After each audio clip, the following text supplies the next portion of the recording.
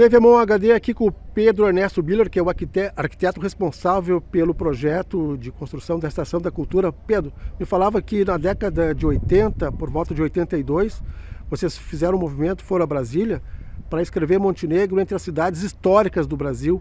O que aconteceu, o que isso não aconteceu e o que acarretaria de benefício para o município?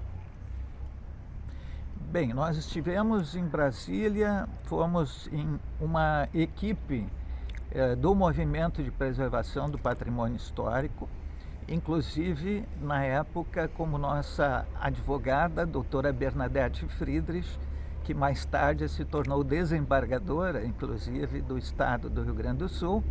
Ela apresentava o projeto para as autoridades.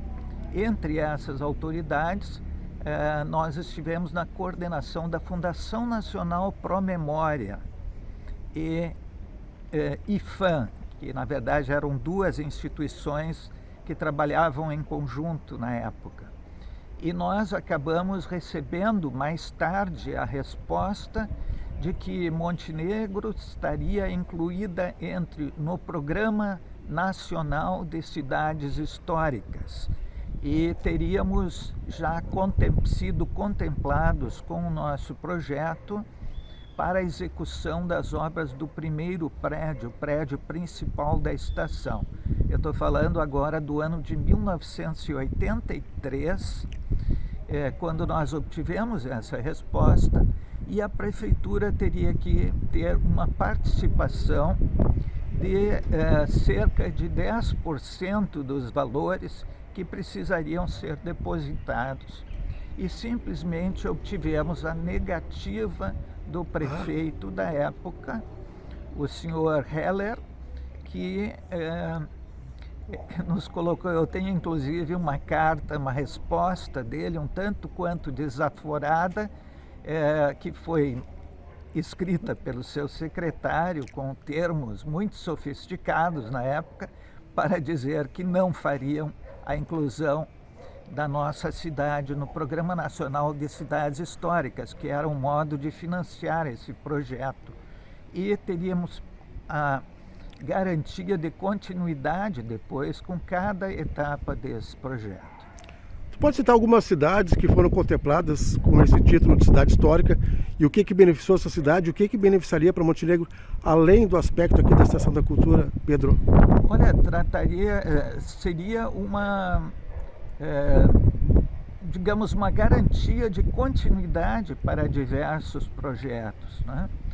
Cidades como Ouro Preto, por exemplo, que obtinham na época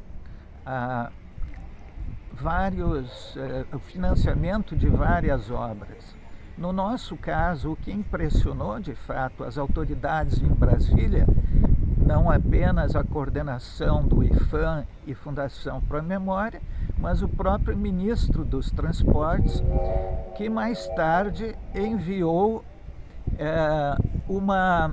um telegrama ao deputado Roberto Cardona, dizendo que a cidade poderia receber todo o conjunto da estação diretamente do Ministério dos Transportes, o que, lamentavelmente, em 1983, o prefeito da época, que tinha sido recém-empossado, também negou-se a realizar. 3 anos mais tarde, já na Nova República, era 1986, quando nós articulamos com a Rede Ferroviária Federal diretamente o comodato, que foi o que garantiu, de fato, esta área toda como área pública para Montenegro. Conseguimos evitar uma privatização que estava sendo realizada na época por parte da Superintendência Regional, onde havia um loteamento já desenhado deste pátio grande aqui nos fundos da estação. Conseguimos evitar porque a estação e toda a área livre, pela primeira vez o estado do Rio Grande do Sul havia tombado uma área livre por nossa solicitação e pelo grande envolvimento da comunidade, como nós tínhamos na época, com festas no local, abaixo-assinados, e tínhamos uma grande mobilização da comunidade e um grande apoio na imprensa do Estado. Inclusive, na época, tivemos uma reportagem do Fantástico Regional. Todo esse envolvimento da comunidade é o que nos garantiu o tombamento e, por sua vez, o tombamento, mais tarde, o recebimento em comodato de toda esta área por parte do Movimento de Preservação do Patrimônio Histórico de Montenegro. De fato, eu repito, nós passamos um atestado de incompetência à Prefeitura Municipal, como talvez nunca tenha se visto antes por aqui. A coisa foi extremamente nítida e clara, que a Prefeitura deixou de receber gratuitamente da Rede Ferroviária Federal toda esta área. Mais tarde, o prefeito Adolfo Schiller Neto, sim, tornou-se solidário com o movimento no comodato de toda esta área.